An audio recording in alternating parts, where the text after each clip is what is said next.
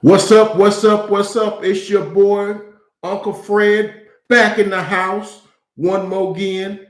I know you usually see me paired up with my boy TK, but he's on assignment right now. And I know that makes it sound like we're part of this big conglomerate, but he's on his own channel and he's doing some NBA and look forward in the future for us maybe doing some collaborations because we do NBA also collabing on his Sub One Love One channel, doing some NBA analysis, and as the NBA season kicks off, and he'll be coming back and forth on my channel doing some pick'ems and some analysis, and he'll be coming on my channel doing some NBA. So we're gonna be doing some of that, and so today we're just gonna try to give you the recap of a wonderful week 4 in the NFL. Man, this stuff it's just, the NFL, it don't get no better than the NFL, man. It's just, I'm sorry. I mean, I love other sports. I love the NBA. I like I love baseball some, when it gets towards the World Series. Love college football too, but there ain't nothing like the NFL. Okay. Let's just get that out there right now. There's nothing like the NFL. Okay. And, kind of had a so-so week last week. Now I think I went 9-7 this week, and TK did a little better than me. He went 10-6, but and he ain't here, so we ain't worried about that. But he went 10-6. I went 9-7. 9-7 most years get you in the playoffs, but I don't know about this year because they fooled around and added that extra game, so it's 17. So that'd be like 9-8, but we're gonna claim 9-7. So what we're gonna do today was just gonna kind of go over the games that was missed and just kind of give some synopsis and analysis on a couple of key games of what we saw this week. And like I said, man, every week the NFL give you something. And so if you're liking, watching, and you like the content that we're bringing, please hit that like button, hit the subscribe button. We're trying to get as many viewers and subscribers as possible. We're just trying to get out there. We're trying to put good content out for all you sports lovers. We do NFL. We do in general Dallas Cowboys because I'm a Cowboys fan. We do University of Alabama Roll Tide because I'm a big time University of Alabama Crimson Tide football fan. And we will, as the college football playoff starts to come around, kind of delve into college football too, as the teams kind of weed themselves out and the pretenders separate themselves from the contenders. We'll probably delve into that as it gets towards the Final Four and make some analysis and some projections along those lines when that gets. But let's get into this week 4 that was, as I said, a great week of NFL action. And just trying to give you just a little bit of some of the games that we saw and the things we saw and some some observations that we made. We know a little something. Uncle Fred know a few things about football and some other things. So let's just jump right into it. First game that I missed, Ravens at Broncos. TK, he's all about Lamar Jackson, everything Lamar Jackson. I love Lamar Jackson myself too. But I was wondering whether the Broncos, whether the Ravens could, handle that mile-high altitude in Denver and that sort of thing. And, to all of the people and NFL players that have played in there tell you it's nothing like playing at 5,000, plus, feet above sea level. It's the air is thinner. You just don't get the same, and I thought maybe they might not be prepared for that. And, but you got to factor in also the Denver really hadn't played anybody. They played the Jets, the Giants, and the Jaguars. Okay. So,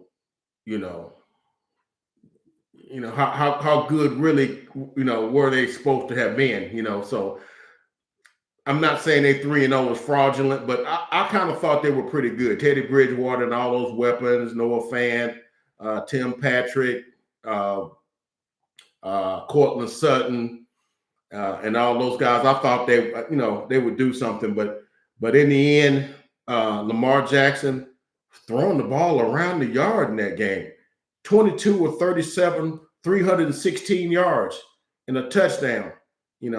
Only had about 43 yards, 42 yards, 46 yards rushing. Usually he's got like 200 yards passing and 125, 130 yards rushing. So, he's throwing the ball around. I think Marquise Brown had 91 yards on 4 catches and had a pretty good game. And the Broncos offense that shouldn't show up. I think they had like 200 yards of total offense. They just, they were just totally shut down. One thing of note, Teddy Bridgewater went down, and I think in the second quarter, and then they brought in I cannot remember his name, but the guy that does the little pop locks and stuff when he it'll come to me before we get through with this segment. But he came in and threw a pick and some other things. But the Ravens won 23-7. So that's one Uncle Fred he whiffed on. So congrats to the Ravens.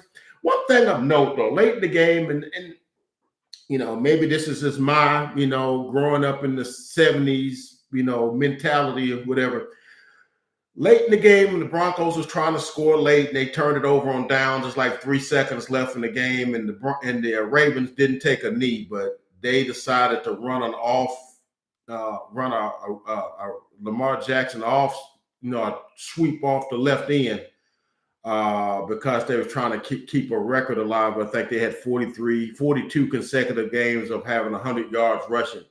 So instead of taking a knee, they took the snap and he went off on a sweep around the left end for like 7 yards and got the record.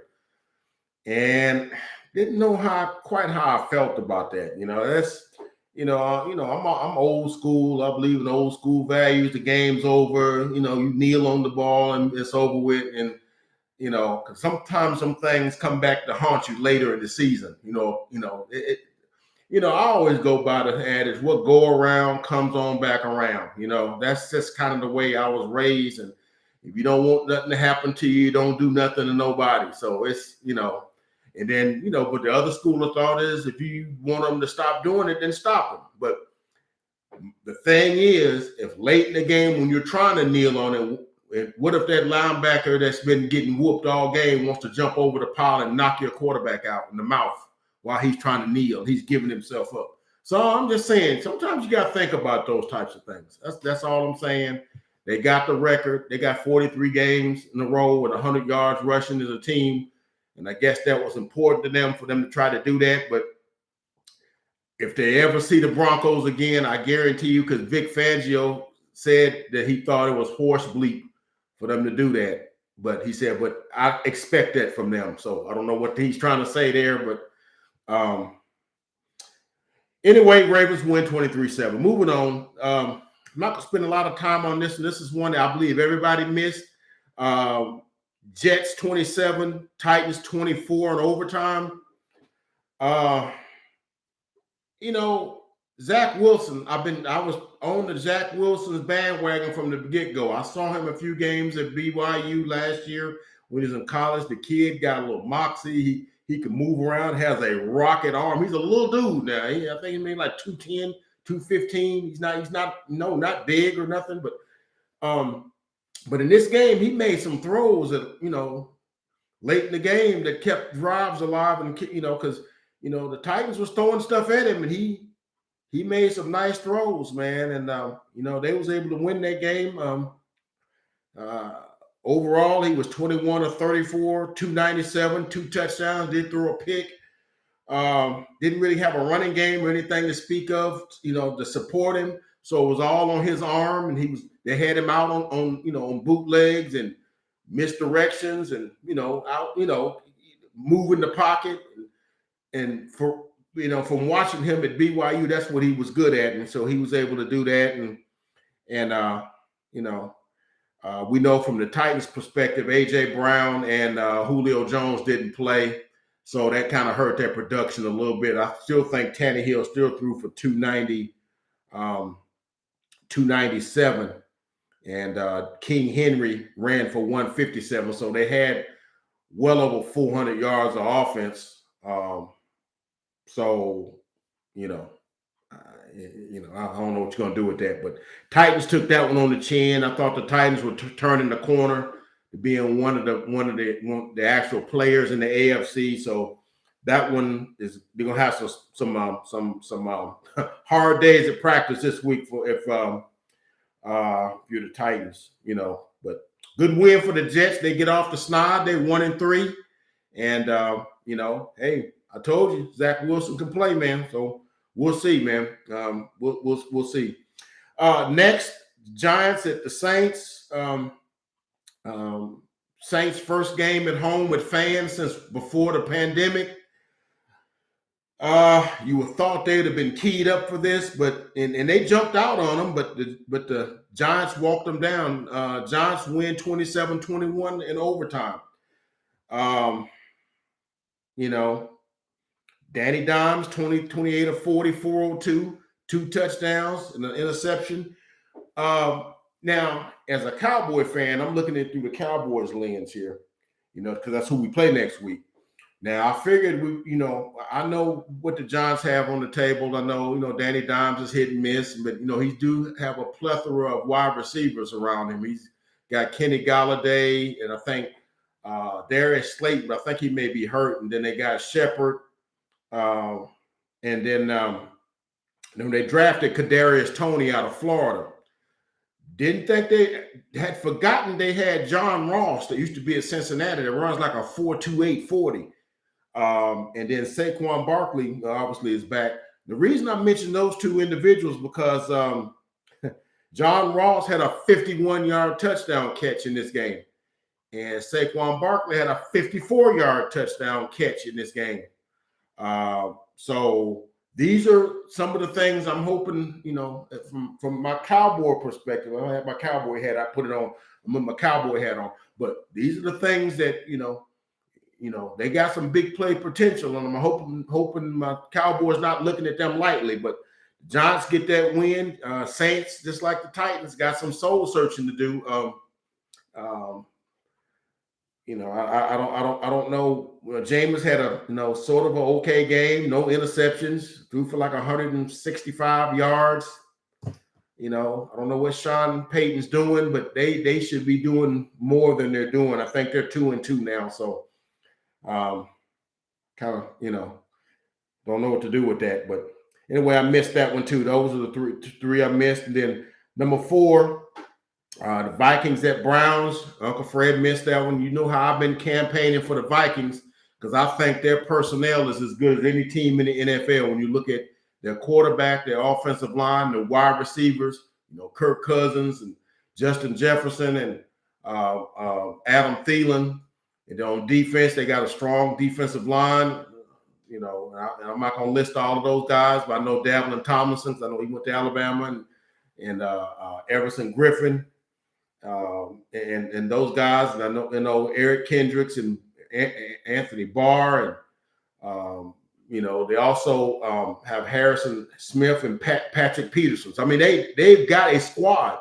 So I had them to beat the Browns, but that was a kind of a sloppy, not well played, game that the Browns won 14-7. Baker Mayfield didn't play well. 15 of 33 for 155 yards. Yuck. That's not going to get it done. And Kirk Cousins wasn't much better. He's 20 of 38 for like 203 yards, 1 touchdown, 1 interception. And, but the Browns were saved because they had a running game. This was supposed to be the matchup of the top 2 dual running back tandems.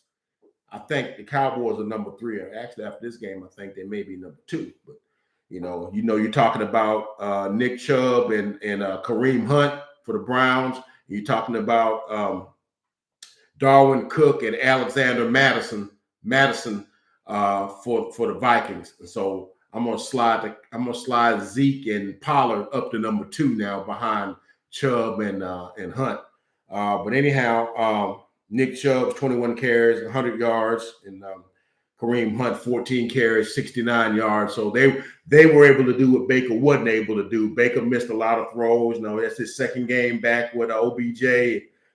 For some reason, when he got OBJ, I don't know, he can't jive with OBJ. He can't wait for Jarvis Landry to get back, you know. But they win, and that's a second consecutive great defensive showing by the Browns. Remember, they kind of dismantled the Bears the week before, held them to 1 net yard total offense. That was the first start for Justin Fields. And this particular game, and I think Garrett had 4 sacks in that game. I think he had 2 in this game. Garrett is a monster on that defensive line. Him and Clowney, that's a nasty defensive front, and I think they're starting to play up to their potential. Held the Bears to 6 points and held the Vikings with that hot vaulted offense that they got to 7 points. And Browns are 3-1, I believe, and the Vikings fall to 1-3. And I kind of had them to win that NFC Central, over the Packers, but that's looking in jeopardy right now, making it look like Uncle Fred don't know what he's talking about. But we'll see. But but the Browns move on. They're 3-1, and they're alone, not alone, but with the Bengals are in the and the Ravens are all 3-1 in the NFC Central. Okay. Lions and Bears, another one I missed. I went with the veteran quarterback, but this was one game that I was not upset that I was wrong on, because I'm really, high on Justin Fields. I believe the kid is talented, and I just didn't think they put him in a position for success in the game against the Browns. And he got sacked 9 times. It's just a bad outing. I didn't think they put him in position that utilized his strengths. And if you got an athletic quarterback, you want to have him out on move the pocket for him. Give him some easy throws. Have him roll out and hit tight end drags and screen passes. Get the running game involved. That sort of thing. And I didn't think they set him up for success, but apparently Matt Nagy got the word, and maybe enough people were clamoring on him. And Fields didn't have a great game, but it's a much better game than what he had before. He 11 of 17, 209 yards. That'll work. That'll get the job done. He had 1 interception, but young quarterback's gonna throw some interceptions from time to time. But nice efficient game, 11 of 17. That'll get it done. But he was supported by David Montgomery, 23 carries, 106 yards, and 2 touchdowns. Now, a running game is a young quarterback's best friend, so that'll work every time. So anyhow, the Bears win 24-14 over the Lions. The Lions fall to 0-4, and the Bears go to 2-2. So there you go. And so next, Seahawks and the 49ers. Now, this is a strange game, because if you saw the game's box score and the team stats, you would think, well, shoot, man, if 49ers killed them. But if you look in the scoreboard late in the fourth quarter of that game, it was Seahawks 28, 49ers 13. And, you're like, okay, shoot, Russell Wilson, threw the ball up and down the field, and Russell Wilson threw for 149 yards. Seahawks had like 220 yards, 230 yards of total offense. 49ers had like 457. Okay. And they weren't in the second half, they weren't even in it. Now, it should be noted, Jimmy Garoppolo suffered a calf injury in the first half. I know you're saying, well, of course he suffered a calf injury. That's what he does. He gets injured, When he plays pretty good. But the thing is, you just can't never count on him to finish this game, finish a season, or whatever. That's why they traded up all the draft capital they did to bring this Trey Lance in. He came in the second quarter and he had an okay game, threw for like 157 yards or something like that, and a touchdown, 2 touchdowns actually, including both of them to Deebo Samuel, who had a monster game, 8 for 156 and 2 touchdowns. But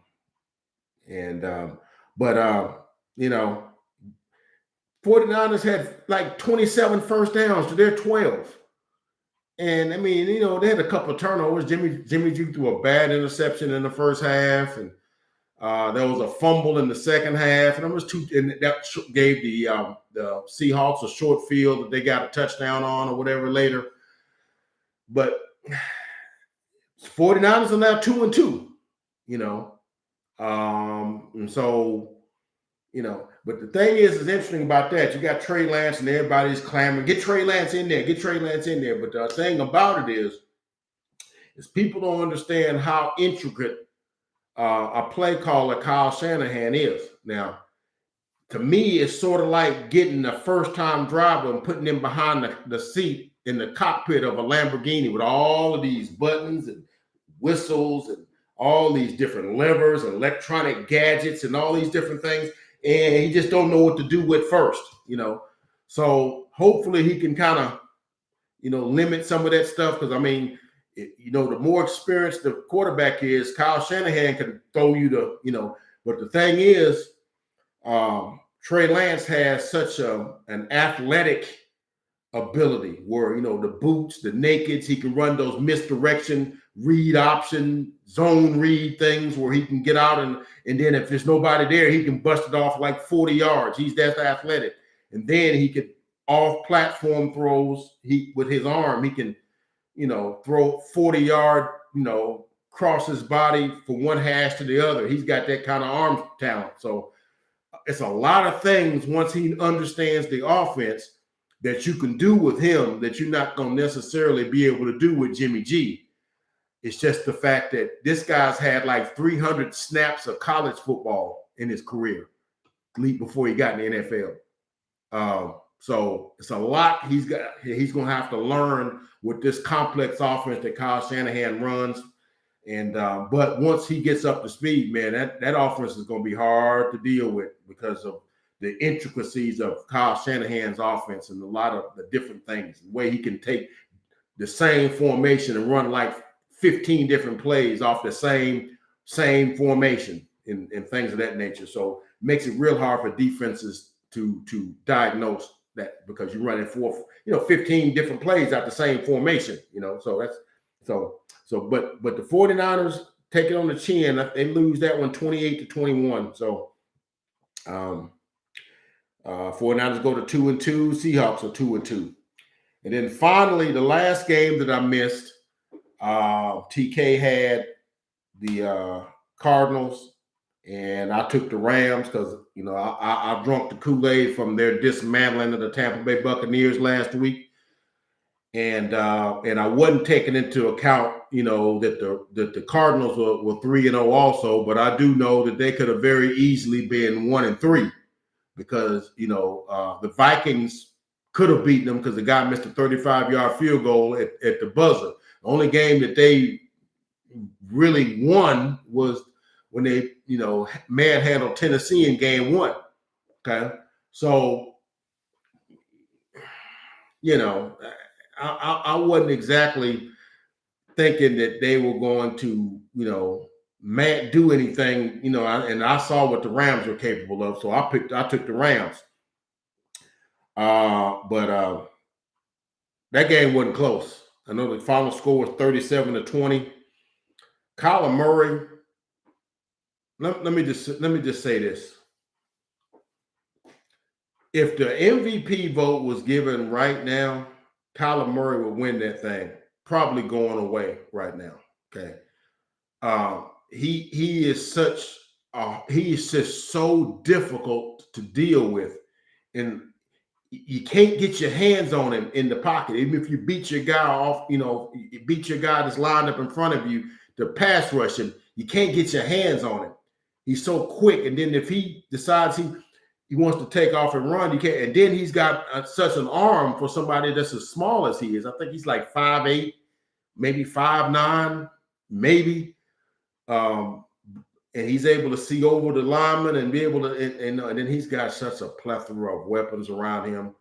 You got you got DK, not DK, but D Hop. You got Christian Kirk. You got AJ Green.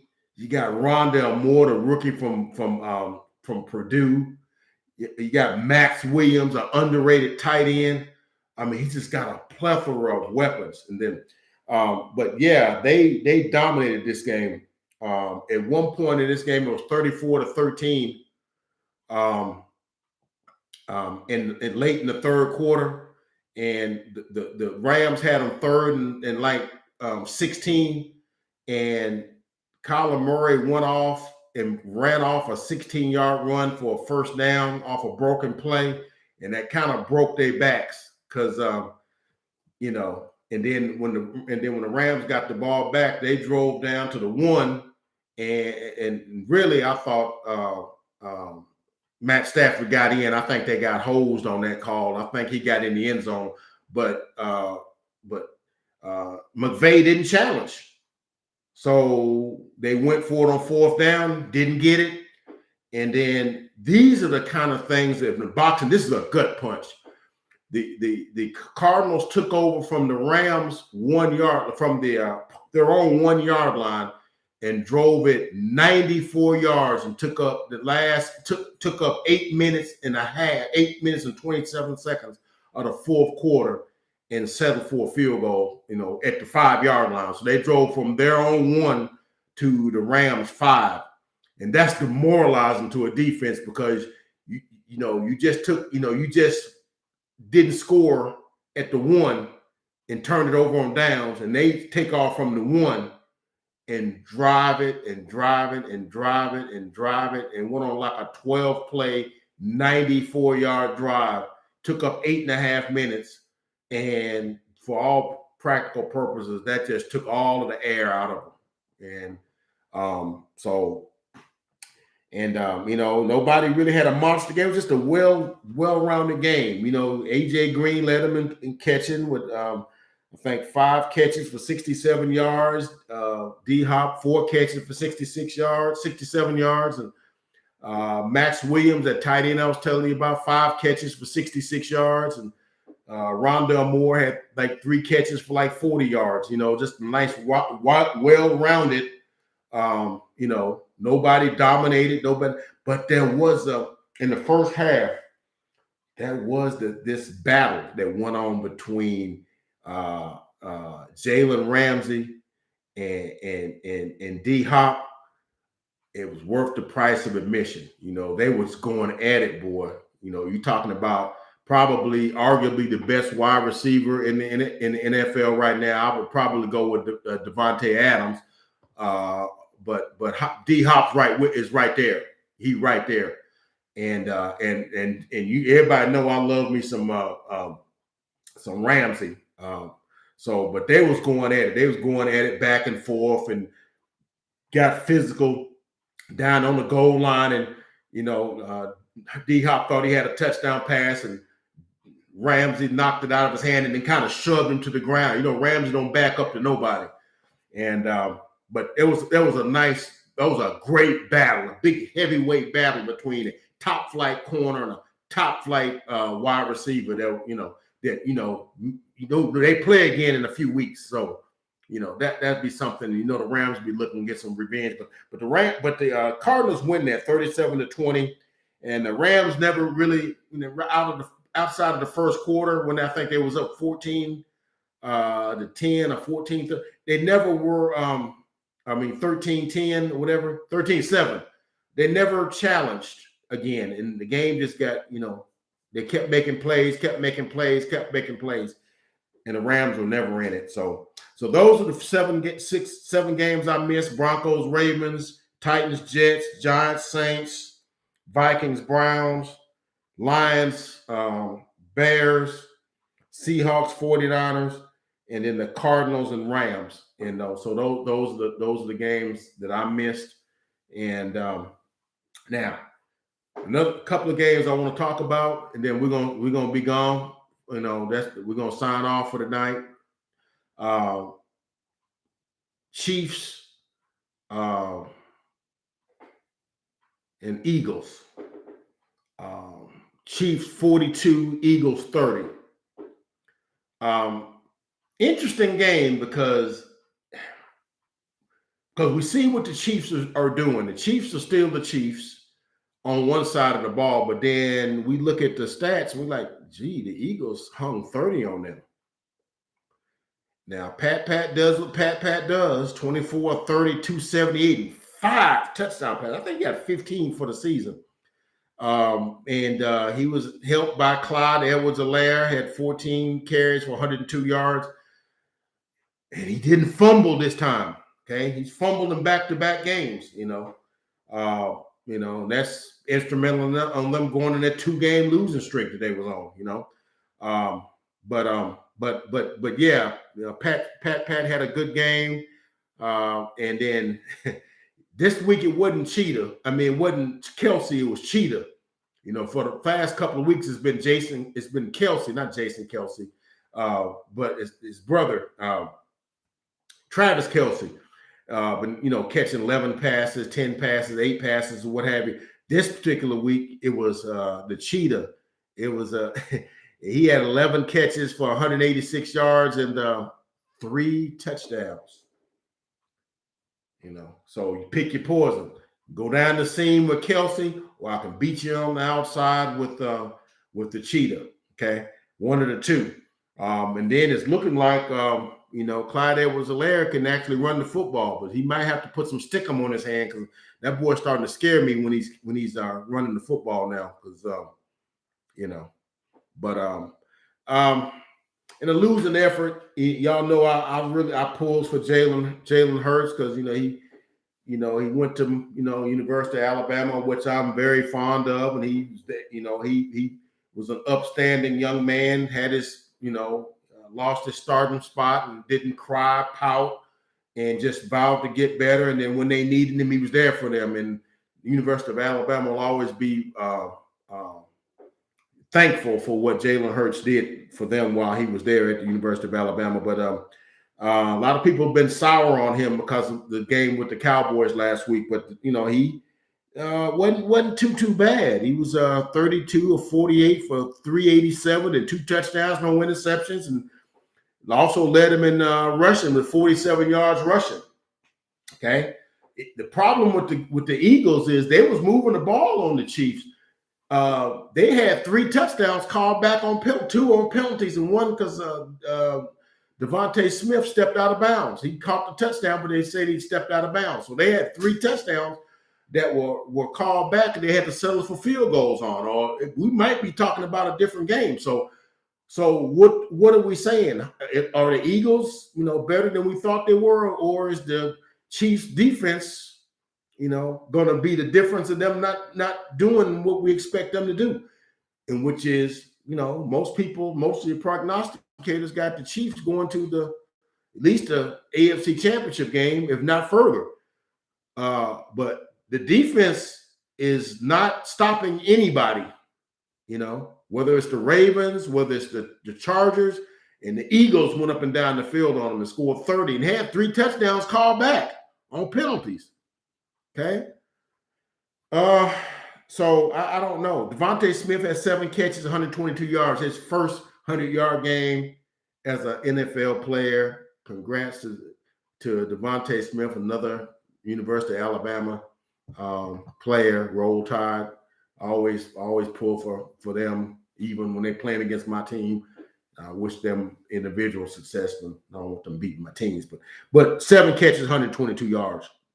It should have been a touchdown, but he stepped out of bounds. So, and then we see the Chiefs. They're 2-2, but they kind of not as solid as we think they are. So we'll keep watching to see. Hopefully they'll get this thing right because I love watching the Chiefs play. Love seeing Patrick Mahomes do his thing. It's a thing of beauty, man. And it'd be a shame that the defense won't hold them up and allow them to get to the heights they should get. Now, the last game I want to talk about, and then we're gonna go home, is this. We know the game of the century. Tampa Bay Buccaneers at the New England Patriots. Must ballyhooed game was talked about and circled all the way from when the schedules came out last summer or whenever that was, whenever the schedules came out, or winter, whenever. This game was circled because it was Tom Brady going back to Foxborough after having played there 20 years, winning them 6 Super Bowls in the process over the 20-year span that he was there, and going to 3 others. Okay. A stellar career. Did a lot of great things for New England. Never really cared for New England, but I was respectful of their process and how they did their business, and I always felt that they were the most prepared teams, one of the most prepared teams in the NFL. So when you go to play them, they know everything that you're planning on doing, and so Tom Brady was definitely part of that.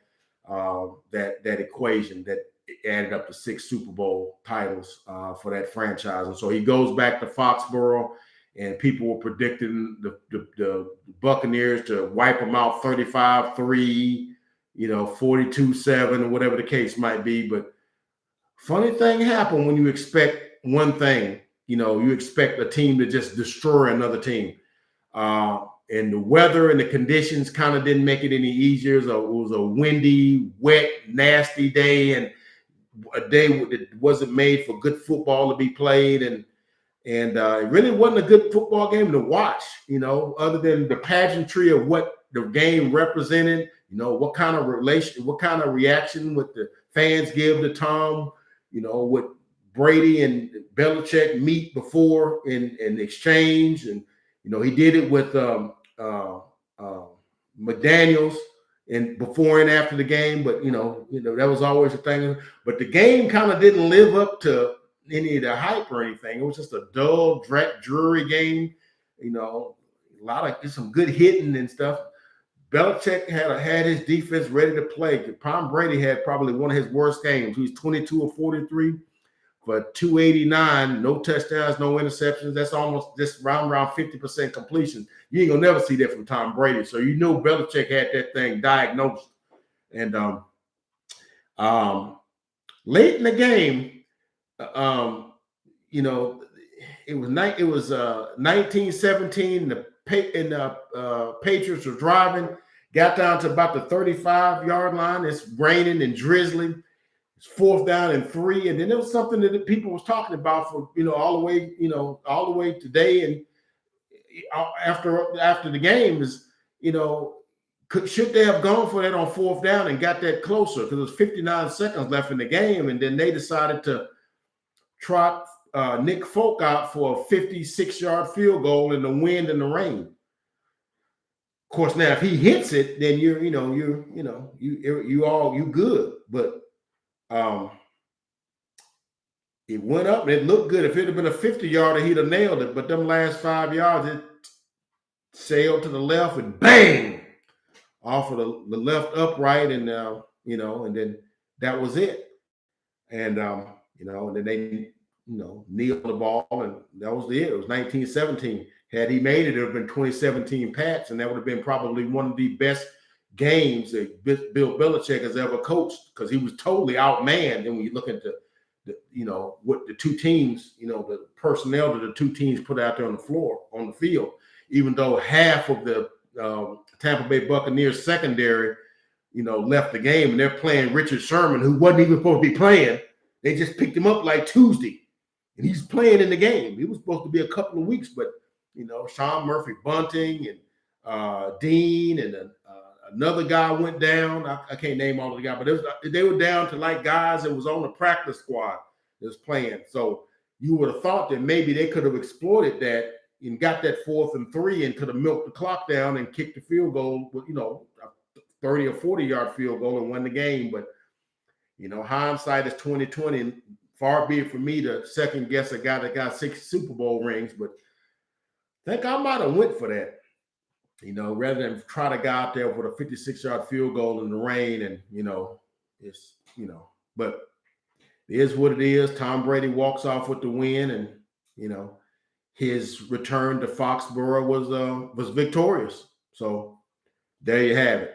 So, well, anyway, that's all we have for our recap for this week. It was an amazing week in the NFL. A lot of great games. Your boy picked, all the games and missed on 7, got 9. But there's always another week. There's always a chance to go 16-0 because that's what I'm always shooting for. As I said before, TK will be with me sometimes, making little cameo appearances on some of my pick'ems. And, and I'm gonna beat him the next time you see him. So you just let him know that if you see him in the street, tell him I'm coming for him. I'm coming for you, TK. Coming for you, boy. But anyhow, that's all I got from the desk of Uncle Fred.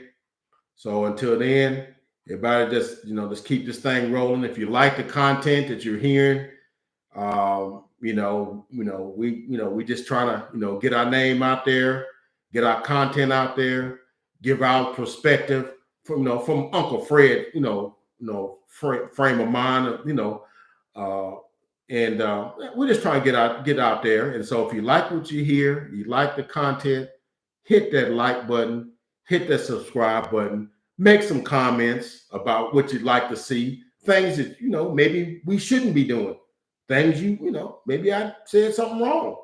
Maybe you disagree. Can't figure that you could disagree with Uncle Fred. Uncle Fred always right. Until next time, we'll see you next week for my next week 5 pick'ems in the next couple of days. And then we're going to do a recap and a preview of the University of Alabama Crimson Tide football game on the upcoming. And we're going to have a pre-game for the Cowboys Giants and a recap of the Cowboys Giants and live stream afterwards, reaction. So look forward for that content coming. Until then, Uncle Fred out.